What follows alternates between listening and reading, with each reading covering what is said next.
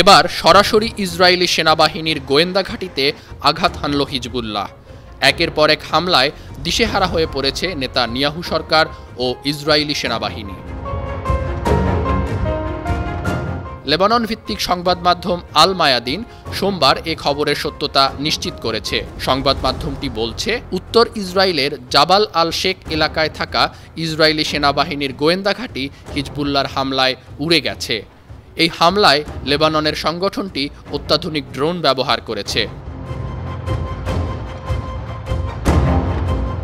হামলার পরপরই ইসরায়েলি প্রতিরক্ষামন্ত্রী ইয়োভ গ্যালান্ট ক্ষোভে প্রতিশোধের হুমকি দিয়েছে। গ্যালান্ট বলছে, গাজায় হামাসের সাথে যুদ্ধবিরতি হলেও লেবাননে হিজবুল্লাহর বিরুদ্ধে যুদ্ধ চলবে।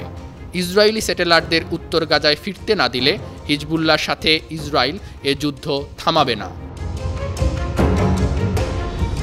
প্রতিরক্ষামন্ত্রী ইয়োভ গ্যালান্ট জাবাল আল শেখ শহরে সেনাবাহিনীর ৫৩ ব্যাটালিয়নের সাথে সাক্ষাৎ করতে গিয়েছিলেন। তার সফরের কয়েক মিনিট পরেই হিজবুল্লাহ গোয়েন্দা ঘাঁটিতে ড্রোন দিয়ে এই হামলা চালায়। ইসরায়েল ও হিজবুল্লাহর চলমান যুদ্ধে প্রাণ হারায় সংগঠনটির সিনিয়র ২ কমান্ডার। আর এই সব নেতা হত্যার প্রতিশোধ নিতে মরিয়া হয়ে উঠেছে হিজবুল্লাহ। একের পর এক হামলা চালাচ্ছে ইসরায়েলি ভূখণ্ডে। আন্তর্জাতিক ডেস্ক, ৫২ টিভি।